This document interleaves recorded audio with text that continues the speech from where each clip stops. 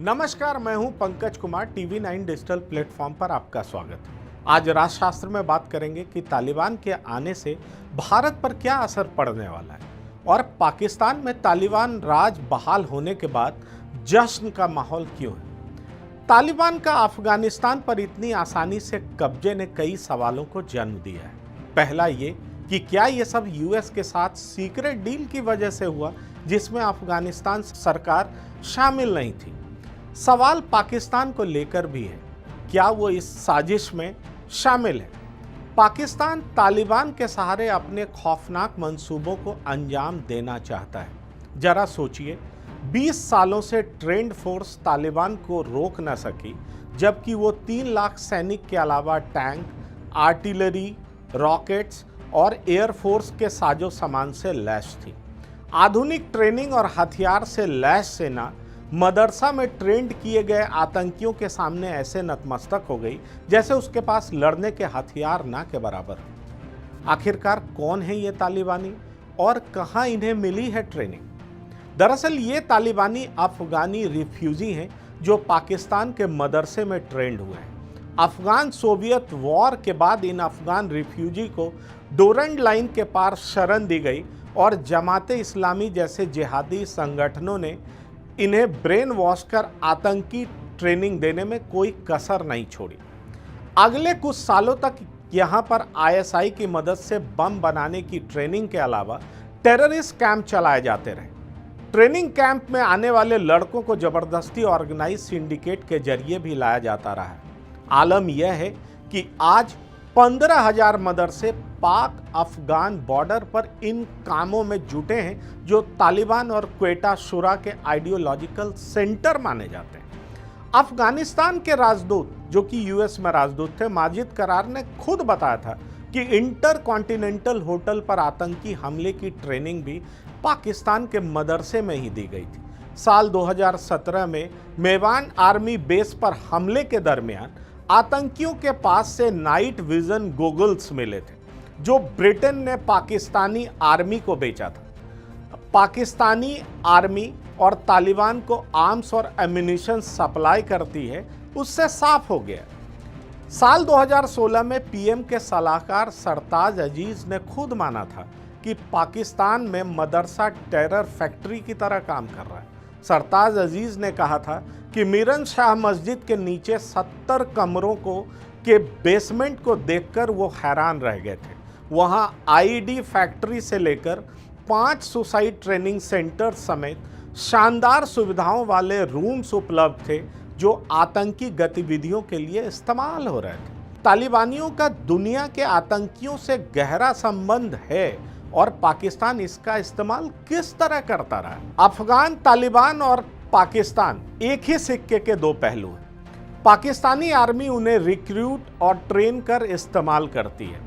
याद करिए, ये तालिबान ही था जो ओसामा और अलकायदा को पनाह दिए हुए था।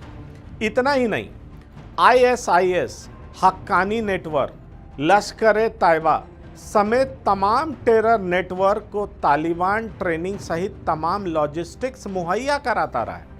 29 फरवरी 2020 को तालिबान और यूएस के बीच होने वाले समझौते से ठीक एक दिन पहले तालिबानी नेताओं से अल जवाहिरी की मुलाकात कराई गई थी। इसको फैसिलिटेट करने वाला आईएसआई में तैनात एक कर्नल था जो तालिबानी ऑपरेशन को सुपरवाइज करने का काम करता है। कहा जाता है कि तालिबानी नेता हाफिजुद्दीन हक्कानी और याहा हक्कानी से अल जवाहिरी की मुलाकात आईएसआई की देखरेख में हुई थी। अफगानिस्तान में गिरफ्तार हुए मुनीब ने, जो आईएसकेपी के लिए काम कर रहा था, पूछताछ में बताया कि उसका काम आईएसआई और तमाम आतंकी संगठन के बीच कोऑर्डिनेशन कर रहा है।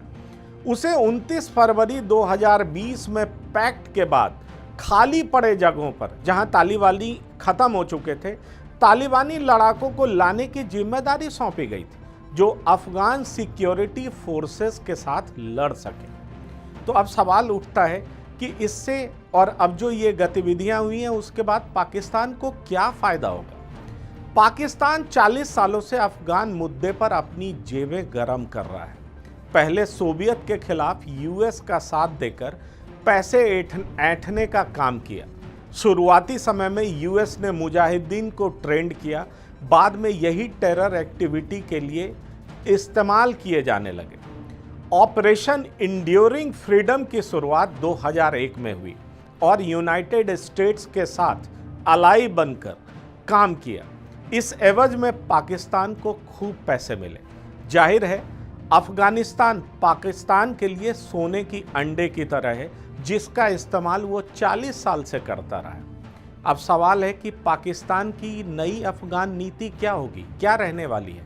पाकिस्तान साल 2001 से तालिबान को वापस लाने के लिए आतुर रहा है। तालिबान को ही वहाँ की सत्ता में बिठाना चाहा है। पहला विकल्प उसके सामने ये था कि इंटरिम गवर्नमेंट बनाया जाए जिसमें पावर शेयरिंग हो। वहीं दूसरा, सरकार पर पूरी तरह से कब्जा तालिबान का हो। अफगानिस्तान से यूएस आर्मी का अचानक बाहर जाना पाकिस्तान के लिए दूसरे विकल्प का चुनना आसान बना दिया। कहा जा रहा है कि तालिबान के पूरे ऑपरेशन को बलूचिस्तान और जलालाबाद के आईएसआई दफ्तर से कंट्रोल किया जा रहा है। माना जा रहा है कि इस्लामिक स्टेट और अल कायदा जैसे संगठन फिर से पैर फैलाएंगे और अपने देश कश्मीर में इन आतंकियों का घुसपैठ करना लगातार जारी रहेगा। वो इसकी कोशिश करते रहेंगे। सवाल यही है कि इतनी आसानी से अफगान फोर्सेस तालिबान के आगे बिना लड़े नतमस्तक कैसे हो गए, और इनके पीछे पाकिस्तान की भूमिका साफ दिखाई पड़ रही है। सवाल अमेरिका पर भी उठ रहे हैं कि क्या उसकी तालिबान से जो सीक्रेट डील हुई थी उसमें अफगानिस्तान सरकार को कॉन्फिडेंस में नहीं लिया गया था। बात यही घूम फिर कर हो रही है, लेकिन माना यह जा रहा है कि पाकिस्तान इस पूरे मुहिम में को एक अपॉर्चुनिटी की तरह देख रहा है।